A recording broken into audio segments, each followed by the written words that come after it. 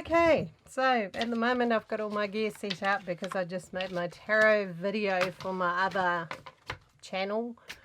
It hasn't been a wonderfully exciting week for me here. I'm actually staying put for now because I broke a tooth and ended up at the dentist and had to have a wisdom tooth pulled, and that turned into a bit of a fiasco and a dry socket, as they call it apparently, and it's quite painful, so I don't really feel like galloping off anywhere right now. I think I'll stay put for a couple of days and just take it easy. So I'm not going to do much talking today because my jaw's actually quite sore, but I did think, well, I haven't done much. What can I talk about?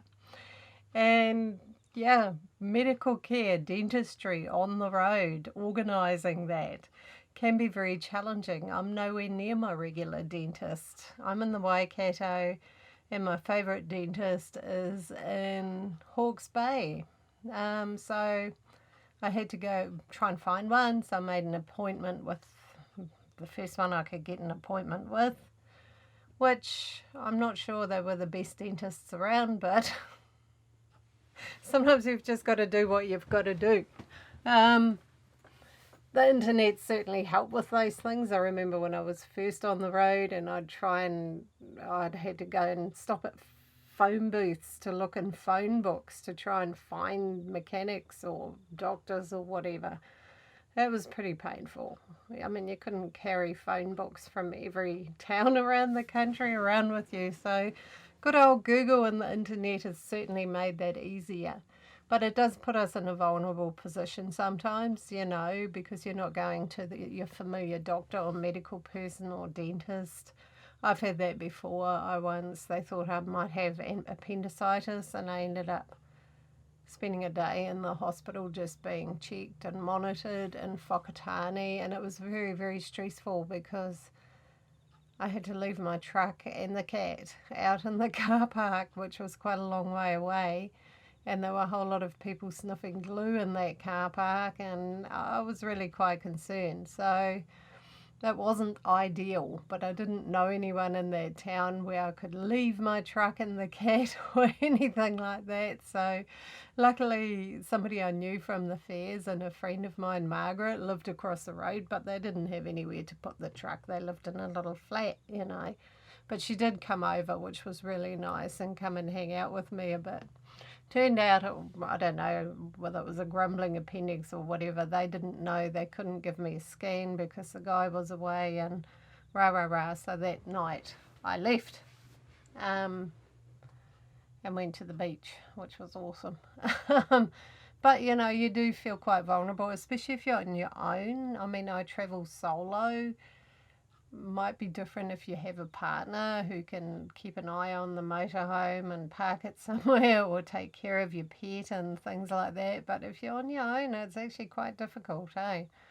I was really thinking, you know, if I have to have surgery, what am I going to do? And I had a friend who possibly could drive this truck, and I thought, well, maybe I'll have to ring him and see if he'll come and pick the truck and the cat up, because it couldn't stay out in that car park, you know, if I did have to have surgery. So those kind of dilemmas, you know, they take a bit of thinking about and a bit of figuring out, I think, on the road. It's quite a different situation to living in a town and having your doctor and your dentist and everybody around you, healthcare people. It's so much easier when you've got them near you rather than being in a totally strange place. I had to have some medical treatment a few years ago too, and I was working with the Gypsy Fair then, so I would have had to go to Wellington all the time for each step of my treatment. It was for some abnormal cells, so it had to be done. But that just wasn't practical because the Gypsy Fair was up here, and so I had to borrow a friend's address, register up here, organise to get it done here, and prove my entitlement to medical care and all sorts of stuff. It was a huge amount of paperwork and guff to get that sorted, to be allowed to have treatment. for abnormal cells, which I thought was a good thing to do a treatment for that. um, but very, very stressful just trying to deal with the logistics, let alone the medical side of it, just trying to work out what to do, where to do it, how to do it. It's a little bit different when you're full time on the road. So I do think it's a good idea thinking about those things. One thing I have is like I carry my medical notes with me. So if I do end up, I don't have any serious ongoing health conditions or anything, but just, for the information, if I'm ever somewhere totally different and something happens, I can say, look, here's my history. Um, I thought it might be useful. I mean, yeah. So I don't know how else you can kind of prepare for that or cater for that. Maybe think about if you've got a good friend who also travels, having a sort of a backup buddy. So if you're ever totally in the poop and need to have urgent medical care or something like that. Oh, Miss Feeney's digging a hole in her little toilet. Digging her way to China. Yeah, maybe you can make an arrangement where you could help each other out or something like that if anything like that ever happened. Have somebody you can call on, in an emergency, or maybe have somebody who could drive your vehicle if you can't. That's a biggie too, if you've got a bigger vehicle, not everybody knows how to drive one of them, and somebody may have to move it or take it somewhere else, somewhere safe, and things like that.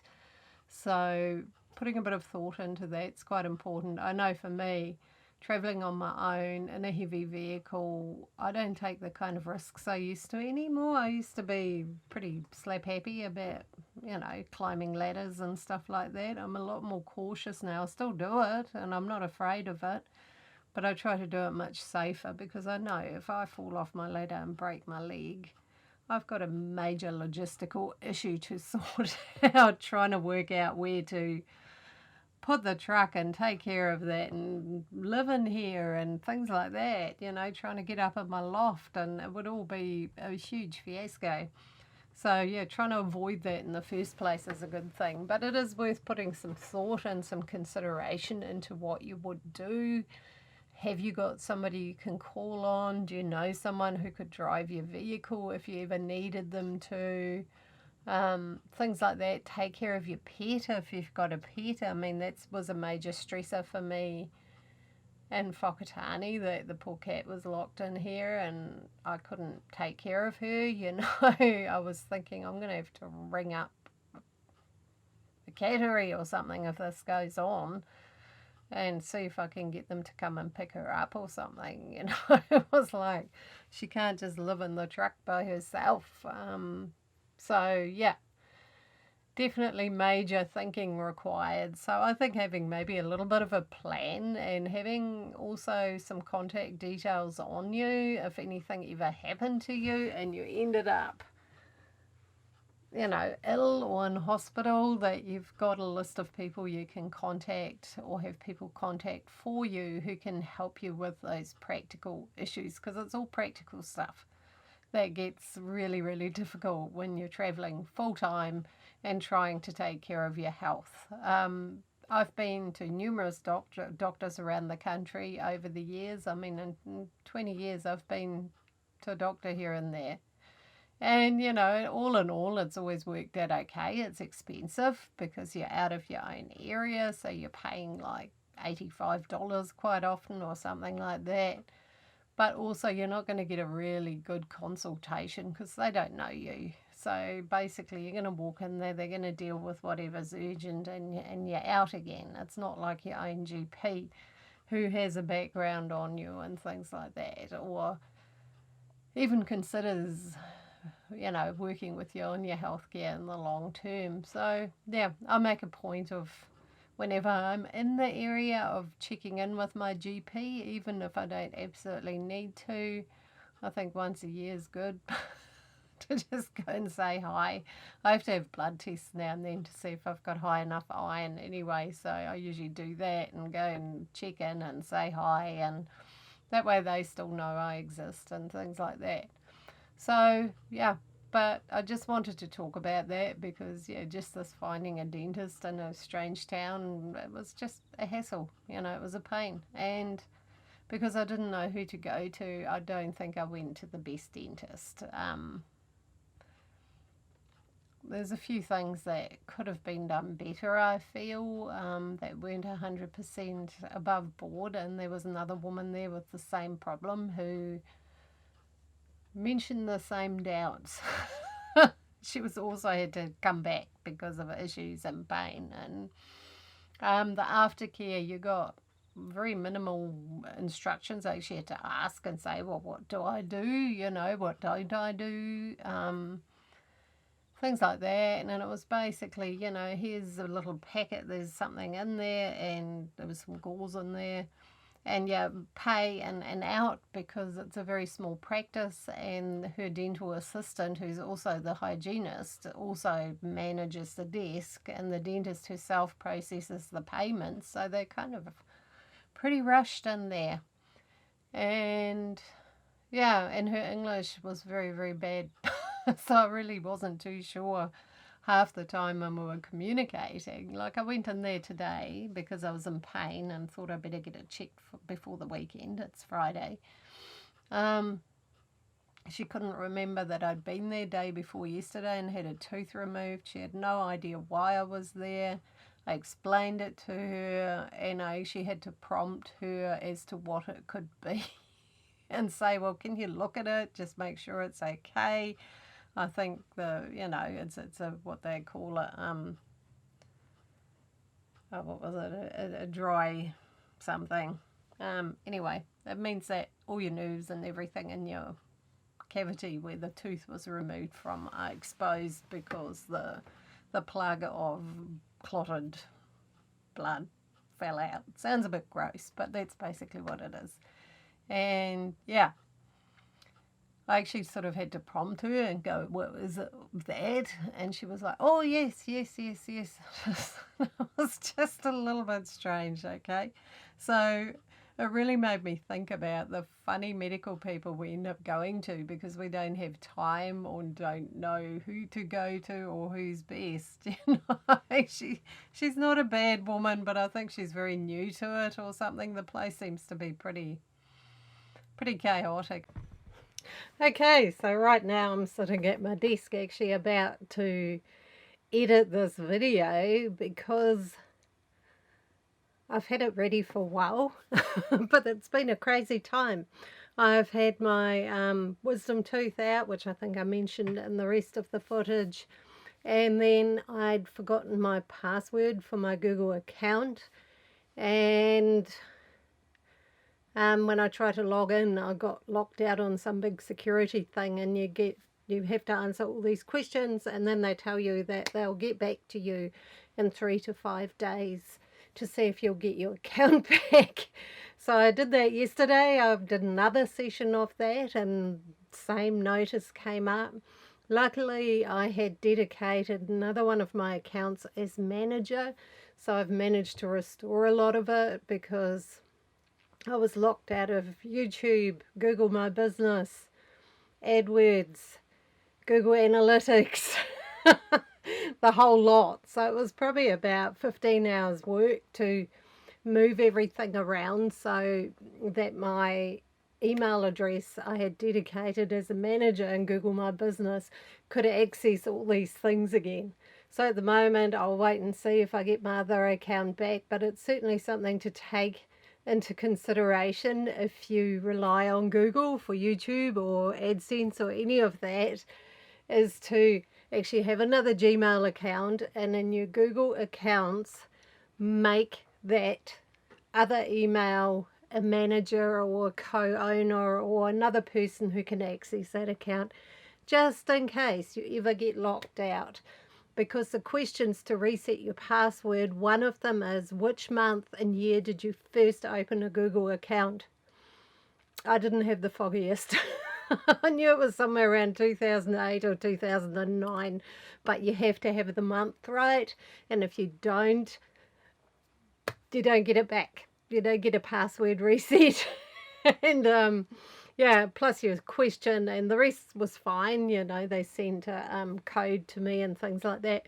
But just something, if you're on YouTube or any of those sort of networks, give yourself a backup because it can become quite stressful and a headache. So anyway, I hadn't been able to upload anything to YouTube while I was going through all that. It's taken a few days to slowly regain access and figure it all out, how to, bring my manager, myself, back into those accounts. I took quite a few of sort of roundabout ways of doing this. Yeah, no, I highly, highly recommend you do that because, especially if you've, I mean, to me, this little channel is not a big deal. I enjoy it and I was sad, but it doesn't provide me any income. But I know people, friends of mine, who do get an income from it, and I highly recommend if you're one of those people and you're watching this, set yourself up a safety net. Really important. And figure out what year you open your Google account. You can work that out in Gmail. You go into your Gmail account and you go to pop and something else settings. It's in one of the tabs, and in there it will tell you when it first started working. So have a look in there. That's where your month and year you first open your Google account is. So all those things are incredibly handy. But I just feel like I felt a bit tired after all of that and having a wisdom tooth out, and that got a little bit infected. Luckily the dentist had given me some antibiotics. Started taking them and that's heaps better. But yeah, it's been a little bit hectic, a little bit crazy. I've stayed put for a few extra days because with that I didn't want to leave the area where that dentist was, because after an extraction, they give you free aftercare, so that was quite appealing. But yeah, so that's why this has been delayed. So anyway, please take care of your accounts because yeah, that big world of the internet, certainly, if you're working online, it's quite an important factor of your life. So take care of it, figure out ways to safeguard it. They say don't write down your passwords, but if you have somewhere safe to do that, I would. But yeah, just some food for thought, something I wanted to talk about since it was what's been going on in my life this week, rather than anything exciting or super interesting. So anyway, lots of love to you all. See you all in my next video.